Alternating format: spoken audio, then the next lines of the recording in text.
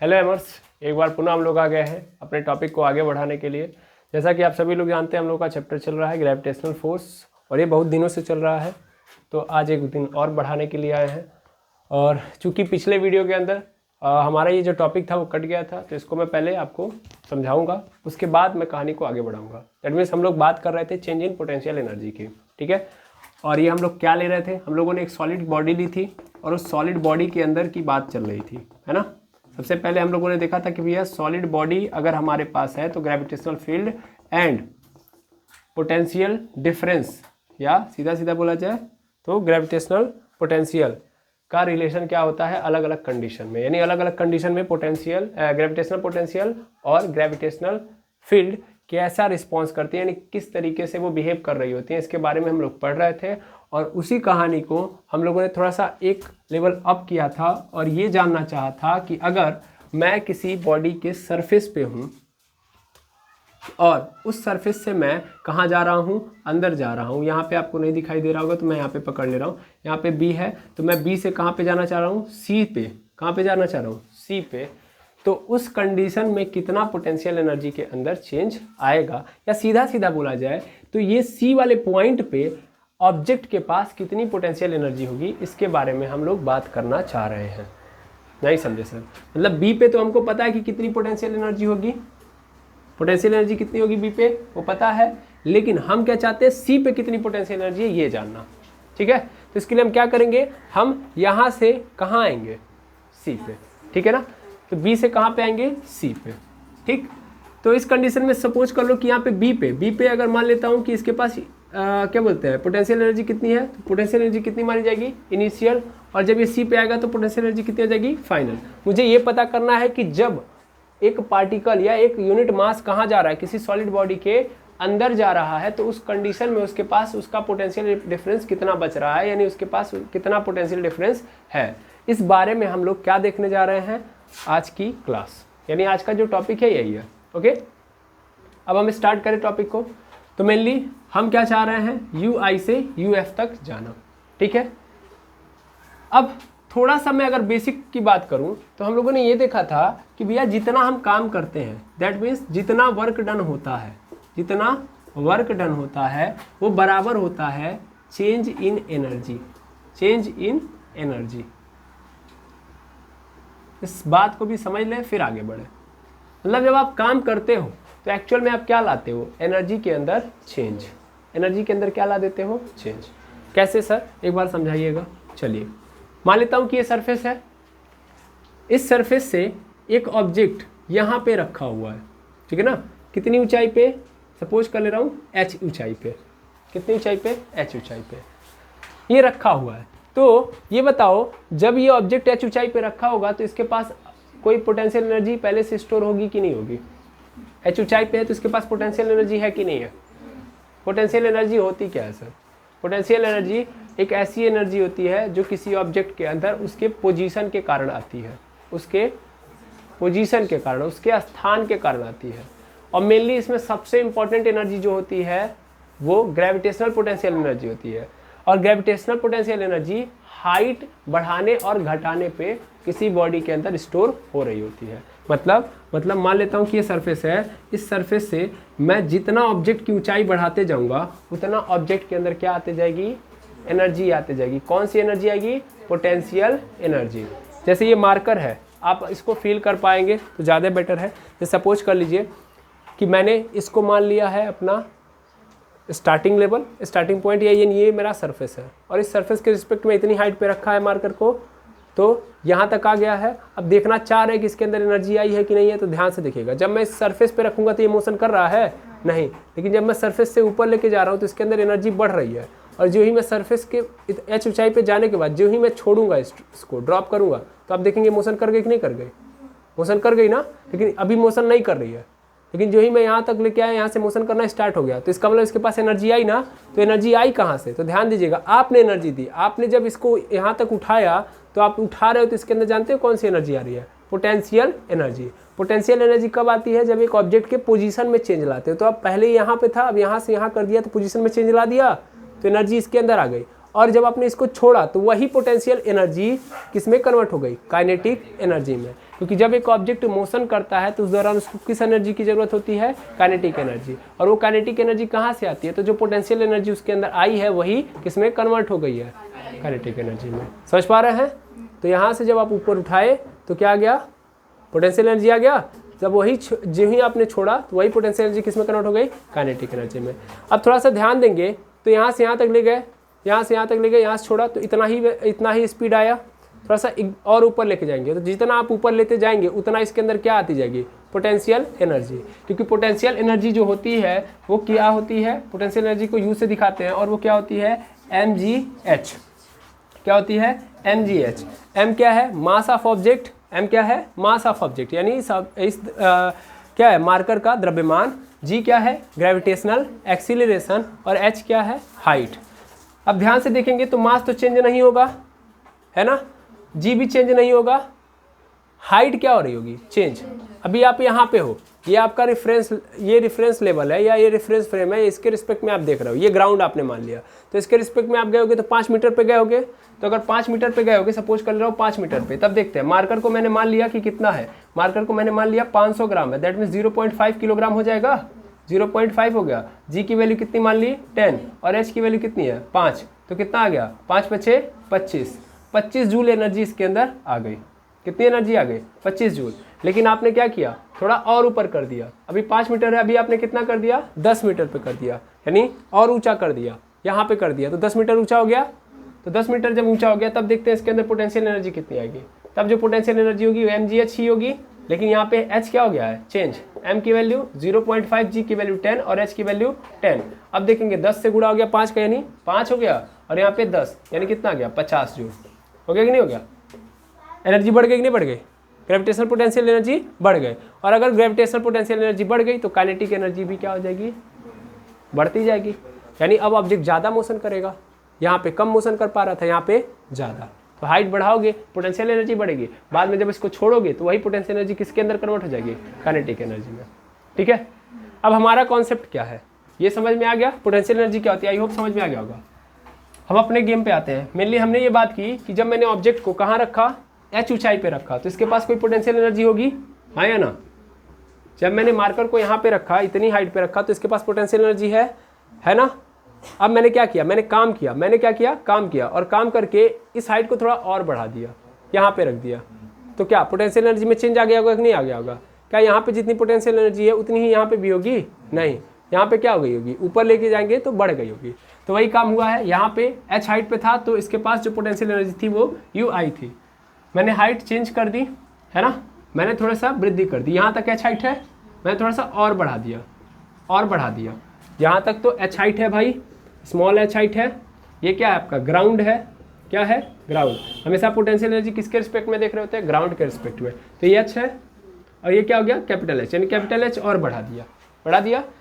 तो अब इसके पास पोटेंशियल एनर्जी आई होगी, और ये पोटेंशियल एनर्जी कितनी होगी, फाइनल, यानी बाद वाली पोटेंशियल एनर्जी हो गई ना। क्या पोटेंशियल एनर्जी के अंदर चेंज आया कि नहीं आया ना।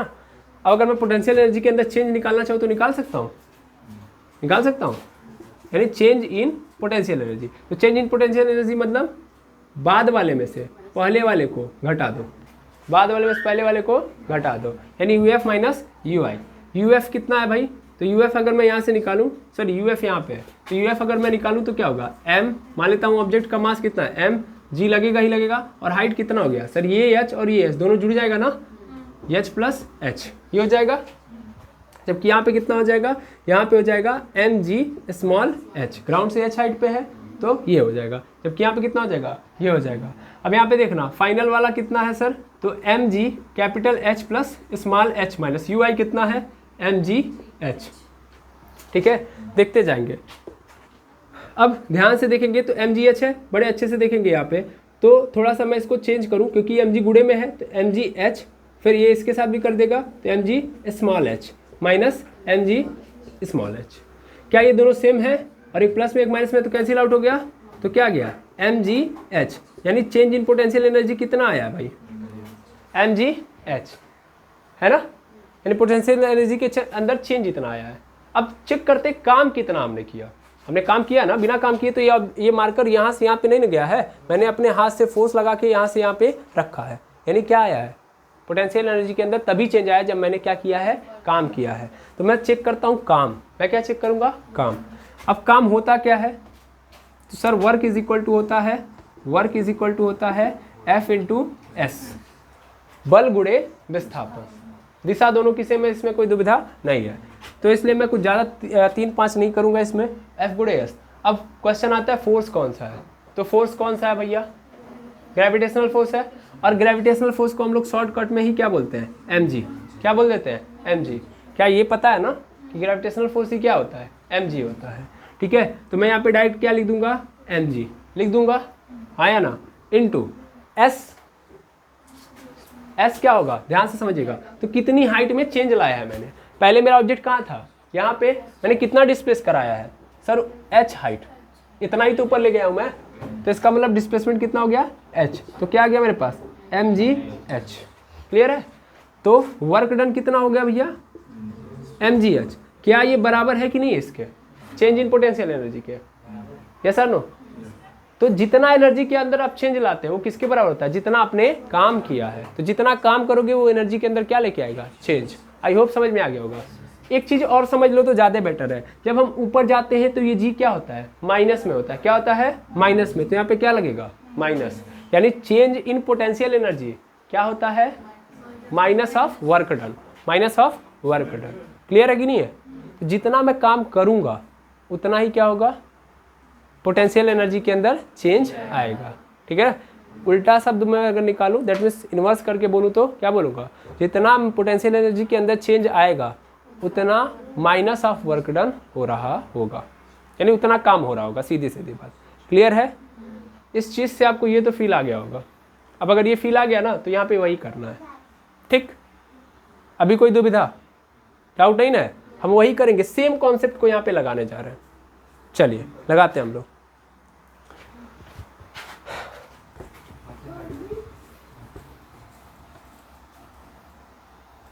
अब देखिएगा, चेंज इन एनर्जी कितना हुआ होगा, तो बाद में कितना हो रहा है, UF, मैं पहले इसको लिख रहा हूँ, ठीक है, UF minus UI, change in energy यही होता है। बाद वाले में से पहले वाले को घटा दो, जहाँ पे है उसको रहने दो, बाद में कहाँ पे पहुँच जाएंगे, C पे, तो C पे मेरा पोटेंशियल एनर्जी कितनी हो जाएगी, UF, उसमें से हमको क्या करना है, पहले वाले को घटा देना है। और वर्क डन, तो work done minus of work done by gravitational force, clear है। तो मैंने WG लिख दिया है, कोई दिक्कत नहीं। अब UF की वैल्यू निकालनी है, UF की वैल्यू कैसे निकालूंगा मैं, क्या UF की वैल्यू हमको पता है, सर वही तो निकालना है कि C पे जाने के बाद कितनी पोटेंशियल एनर्जी हो रही है। दैट मीन्स मैं ये जानना चाहता हूँ कि अगर एक ऑब्जेक्ट या यूनिट मास किसी बॉडी के अंदर चला जाता है किसी पॉइंट पे, तो उस कंडीशन में उसके पास कितनी पोटेंशियल एनर्जी रहती है, मैं ये जानना चाहता हूँ, ठीक है। तो मुझे UF तो नहीं पता है, UF नहीं पता है, क्या UI पता है, UI पता है, बताइए UI कितना है।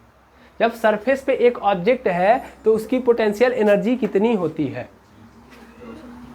सरफेस पे पोटेंशियल एनर्जी 0, स्मॉल h कहाँ से होता है, सरफेस पे हम लोगों ने सीखा है भाई -GM/r, -GM/r, यही होती है ना। हम इनफाइनाइट से उठा के किसी पॉइंट पे लेके आते हैं तो जो पोटेंशियल एनर्जी होती है यही तो होती है, तो यही तो है पोटेंशियल एनर्जी, समझ पा रहे हैं। यानी यहीं पे रख दीजिए -GM/r, ठीक है, ये हो जाएगा, क्लियर है। अरे हाँ ना बोलिए, is equal to minus of work done, clear है, इसमें कोई दुविधा नहीं। अब मैं यहाँ पे रखूँगा, दैट मीन्स यहाँ से अगर मैं चाहूँ तो क्या लिख सकता हूँ, UF माइनस, यहाँ पे माइनस माइनस क्या हो जाएगा, प्लस GM/r हो जाएगा, is equal to minus of work done. अगर मैं इसको यहाँ से कैलकुलेट करूँ तो वर्क डन कैसे निकालेंगे हम लोग, सर वर्क डन का मतलब यहाँ पे क्या होगा, कितना यहाँ पे फोर्स लगा है और कितनी डिस्प्लेसमेंट हुई है। एक तरीका तो ये है, एक तरीका तो यही है। दूसरा तरीका, अगर हम फोर्स की बात करें तो हम लोगों ने ये सीखा है कि यूनिट मास पे लगने वाला फोर्स उसका ग्रेविटेशनल फील्ड इंटेंसिटी कहलाता है। दैट मीन्स ग्रेविटेशनल फील्ड की वैल्यू बता रहा होता है ना।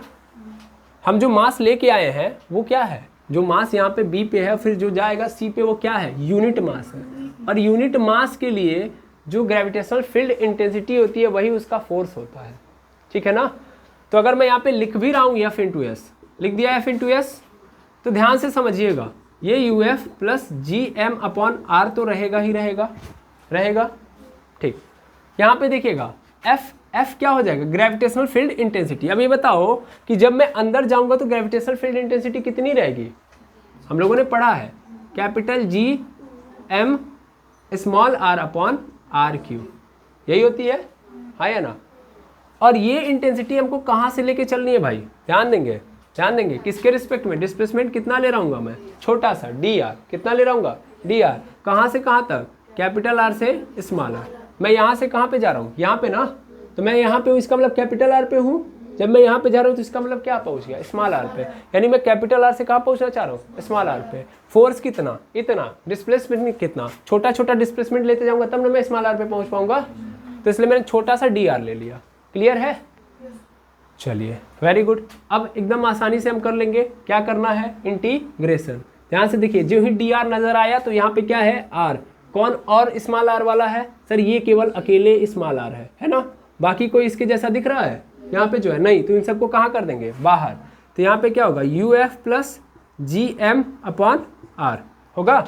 इधर देखेंगे, इधर ये बाहर आ जाएगा बाकी सब, तो G M upon R cube हो गया, और अंदर क्या बच गया, आर से लेके स्मॉल आर, और अंदर क्या है, R into D R. Clear हो गया होगा आई थिंक, यहाँ तक का कॉन्सेप्ट, ठीक है।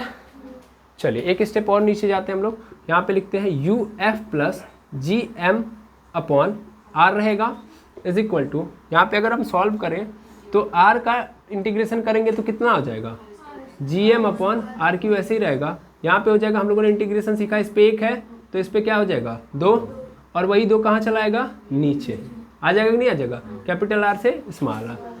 ये हो गया इंटीग्रेशन। जो ही इंटीग्रेशन हो जाता है ये वाला साइन हटा देते हैं और क्या लगा देते हैं, ब्रैकेट, यानी यहाँ पे ब्रैकेट लग जाएगा, कैपिटल आर से स्मॉल आर, ठीक है। उसके बाद क्या करेंगे हम लोग, तो उसके बाद ऊपर वाली लिमिट को रखेंगे और एक बार नीचे वाली लिमिट को, कहाँ पे, आर के जगह पे, रेडियस के जगह पे, कोई दिक्कत नहीं है। चलिए इसको मैं मिटाऊँ यहाँ से, चलिए देख लेते हैं हम लोग, क्योंकि यहाँ से मिटाएंगे नहीं तो फिर काम बनेगा नहीं, इसलिए मैं यहाँ से हटा रहा हूँ।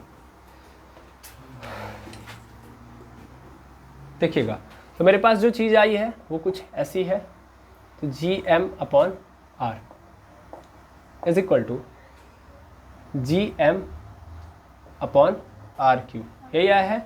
अब एक बार अपर लिमिट रख दो, एक बार लोअर लिमिट। तो अपर लिमिट क्या है, आर है, तो आर का square by 2 minus capital are, तो कैपिटल आर का स्क्वायर बाई 2 हो गया। एक बार अपर लिमिट, एक बार लोअर लिमिट, ठीक है। अब क्या होगा, U F plus capital G M upon R is equal to, यहाँ से हम चाहें तो सॉल्व कर सकते हैं, 2 को कॉमन कर सकते हैं, तो क्या आ जाएगा मेरे पास, G M upon R Q, और यहाँ से 2 बाहर आ गया तो 2 नीचे ही तो है, तो इसके नीचे आ जाएगा, दैट मीन्स अंदर क्या बच जाएगा, R square minus capital R square. इसमें कोई दुविधा नहीं है, ठीक है। अब थोड़ा सा मैं सॉल्व करूँ, इस जी एम अपॉन आर को इस साइड भेज सकता हूँ मैं, है या ना, तो इसको क्योंकि मुझे फाइनल वाला चाहिए ना, तो इसको मैं इधर भेज दूंगा, भाई यही तो चाहिए, जब सी पे पहुंच जा रहा है तो उस दौरान कितनी पोटेंशियल एनर्जी है किसी के अंदर, तो यू एफ निकालना है मुझे, तो इसको उठा के इधर भेज देंगे, तो इधर आएगा तो किस में हो जाएगा, माइनस में, तो minus G M upon R plus G M upon 2 R Q, और ब्रैकेट में R square minus capital R square, ठीक है।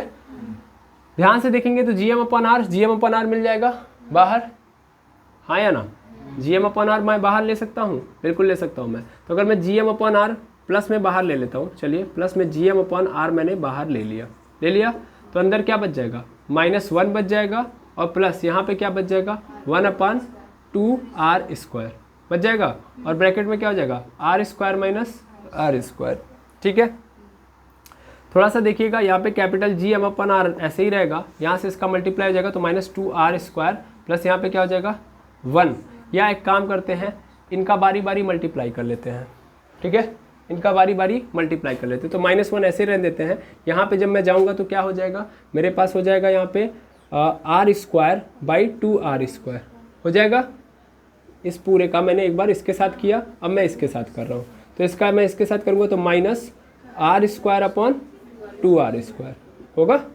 ये आर स्क्वायर से आर स्क्वायर कैंसिल, क्या आ गया हमारे पास gm अपॉन r। यहाँ पे क्या हो गया -1 प्लस यहाँ पे r² अपॉन 2r² और यहाँ पे -1 अपॉन 2। इसी को हमको क्या कर लेना है, कैलकुलेट कर लेना है, तो चीज़ें हमारे सामने स्पष्ट हो जाएगी। तो यहाँ पे सबसे पहली बात तो यहाँ पे 2 है, यहाँ पे r² है, यहाँ पे -2 है। तो सबसे पहला काम क्या करेंगे हम लोग, ये -1 और ये -1 अपॉन 2 अगर मैं ऐड कर दूँ तो कितना हो जाएगा, क्योंकि ये दोनों ऐड हो जाएंगे तो -3/2 हो जाएंगी, हाँ या ना, -3/2। तो gm अपॉन r जो होगा वो क्या हो जाएगा यहाँ पे -3/2 और यहाँ पे प्लस r²/2r²। क्लियर है। इसको और सॉल्व कर लेंगे हम लोग, 2r² यहाँ पे मतलब 2 और 2r² का अगर हम क्या लेंगे एलसीएम तो क्या बन जाएगा हमारे पास 2r² होगा।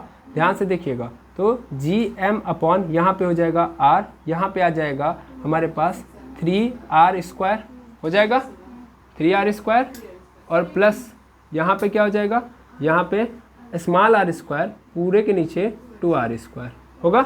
इस 2r² को हम बाहर ले सकते हैं, हाँ या ना, इस पूरे को हम बाहर ले लेंगे। चलिए एक स्टेप में और ख़त्म कर लेते हैं।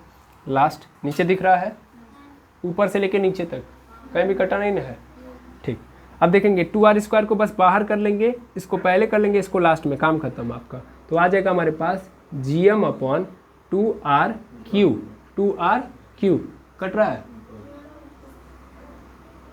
ठीक है। यहाँ पे देखेंगे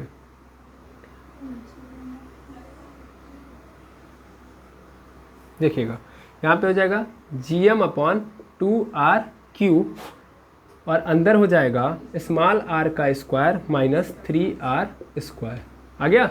और ये क्या है आपका uf, यही है आपका, समझ पा रहे हैं, आई होप समझ में आ गया होगा, ठीक है। तो ये जो आंसर आया है यही आपका फाइनल, यानी जब वो ऑब्जेक्ट कहाँ जाएगा सी पे, यानी उस बॉडी के अंदर, तो उस दौरान उस ऑब्जेक्ट के पास या उस यूनिट के पास जो पोटेंशियल एनर्जी रह जाएगी वो कुछ ये रह जाएगी उस बड़े से मास के कारण। क्लियर है, आई होप समझ में आ गया होगा, अच्छी बात है, ठीक है। इसको आप क्या कर लेंगे, अच्छे से नोट कर लेंगे और नीचे लिख देंगे जो मैंने बताया है। क्या बताया मैंने कि ये पोटेंशियल एनर्जी क्या है उस ऑब्जेक्ट की, कब आएगी, जब वो किसी बड़े से मास के अंदर किसी पॉइंट पे जाएगा, ठीक है। तो जो उसके पास पोटेंशियल एनर्जी रहेगी ये रहेगी। अगर वो सेंटर पे चला जाएगा तो स्मॉल r की वैल्यू क्या हो जाएगी, 0 हो जाएगी, और वहाँ से फिर जो बचेगी चीज़ें वो आप रख लोगे, ठीक है। तो फिलहाल में आप इतना ध्यान से लिख लेंगे, ठीक है। This is the potential energy, नीचे दिख रहा है पोटेंशियल एनर्जी एट सी, ठीक है। ये क्या है potential energy at C, clear है। इसको आप नोट डाउन कर लेंगे। तो आई होप आप लोगों को ये पूरा की पूरी कहानी समझ में आई होगी। इसी उम्मीद के साथ इस टॉपिक को मैं यहीं पे ख़त्म करूँगा। मिलते हैं हम लोग नेक्स्ट वीडियो के अंदर। Thank you very much hammers.